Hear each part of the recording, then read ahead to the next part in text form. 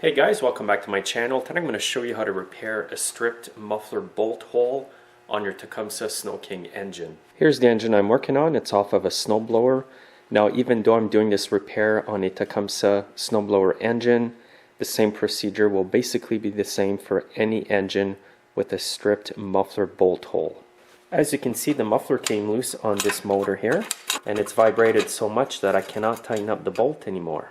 So if I try to tighten it up, it's just basically stripped in there. This one here will tighten up though, which is good. There's a lot of vibration on these engines, so you want both bolts to be in there tightly. I'm going to show you two options to repair this today. First, take the bolt out. Now this bolt here is approximately 4 inches long. You could try a longer bolt, like let's say half an inch longer, and this may allow you to reach more of the threads inside the threaded hole that aren't stripped yet. So that's one option. The second option would be to drill out the hole that's stripped and retap it one size bigger. So for example, this bolt is 5/16 in diameter. I would drill and tap it to put in a 3/8 bolt. So now I'm going to take off the muffler. You just need to take off the two bolts and the small 3/8 bolt over here. And now your muffler is going to come right off. And now you can see the two muffler bolt holes. This one here has good threads left. Now if we look at this hole, you can see that it's totally stripped. And here's what it looks like when I put the bolt in. Now there's a few threads left behind the stripped part of it, so like I said earlier, you could use a longer bolt. The only downfall with that is you don't have as many threads to keep the bolt in place. But in some cases, if you put some Loctite on your bolt and put a longer one in, you may be okay. So to fix this problem today, I'm going to use a 3/8 bolt. I'm going to drill and tap this hole here so that a 3/8 diameter bolt like this will fit in there. So what you need to do this is a 5/16 drill bit, and I put a depth stop here. I'm only going to be drilling in approximately 1 inch. You don't want to go in too far. Now I'm going to start drilling, and you want to keep your drill as straight as possible. It's aluminum, so it drills in really easy.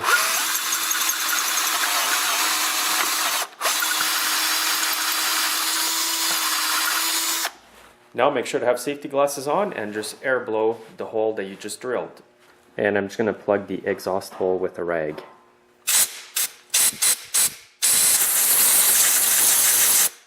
Now at this point I'm going to use a 3/8 NC16 tap. First of all, I'm going to apply a bit of cutting oil in the hole. Don't worry if it drips like that. Now I'm going to start tapping it slowly. Make sure when you use your tap you're nice and straight.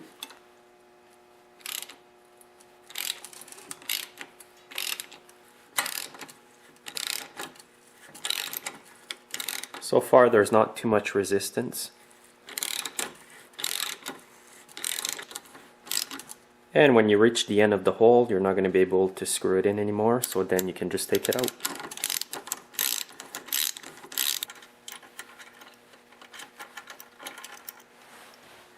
And now I'm going to air blow the hole again. And also the tap.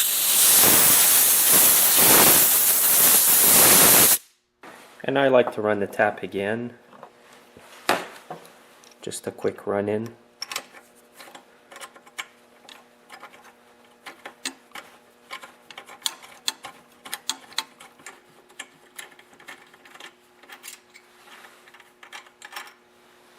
And now I'm going to give it a last air blow. Now I'm going to try my 3/8 bolt in there.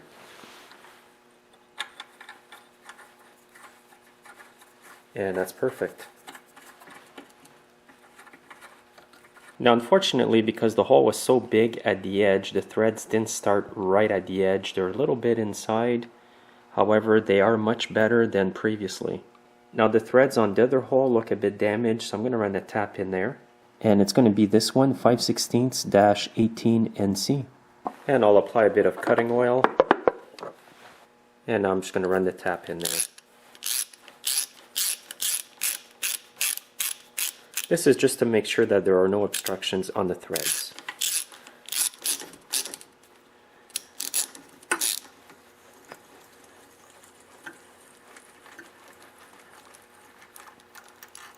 And as you can see, it did do a bit of cleaning. There's a few shards. And now I'm just going to air blow that hole. Again, make sure to have safety glasses when you do this. Now, since the new bolt I'll be using is 3/8 in diameter and the hole in the locking plate is only 5/16, I'm going to have to drill it out a bit bigger. So I've got it in the vise over here, and as you can see, I've tightened it as close as I could to the hole because the metal plate does tend to bend when you drill a hole in there. And now my new bolt's going to fit in there perfectly. Now when it comes to the muffler, you have to do the same thing.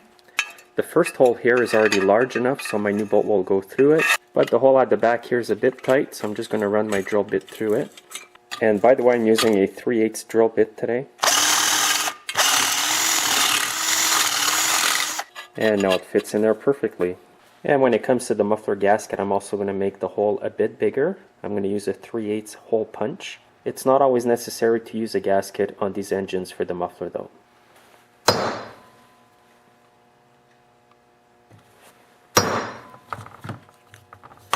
Now I've got my bolts and the gasket ready.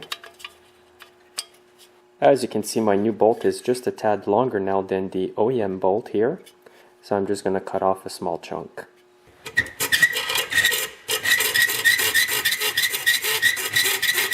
And if you put a nut on the bolt before cutting it, it does help with the threads. Sometimes when you cut a bolt, the threads get damaged a bit and it's harder to get a nut started. So even though it's slightly longer than the other bolt here, it's not going to cause damage to the engine. By the way, if you need a new locking plate for your muffler bolts, it's part 31588. I'm going to put a direct link under the video to where you can buy one online. And before I mount the muffler, I'm just going to put a bit of this Loctite, the red one, on the threads.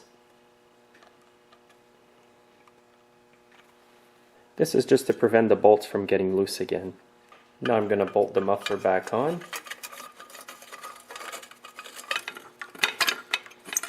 And now I'm going to tighten up the two bolts evenly.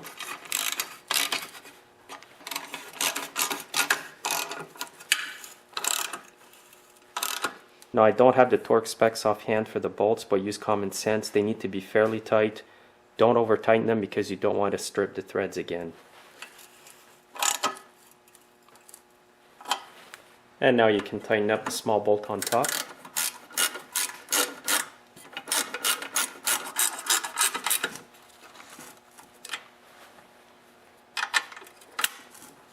Now I'm going to band the locking plate on the bolts again.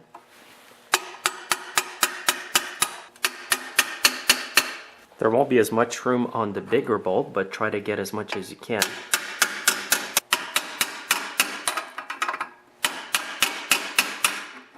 And here's how I've got the tabs bent. So even though you may have taken precautions by using Loctite and bending the metal tab here, always keep an eye on your muffler bolts every season or every couple months. These engines vibrate a lot and things seem to get loose. So hopefully this video will help you if you need to do the same repair on your snowblower to make it quiet again. Make sure to subscribe, guys, and you'll see me next time.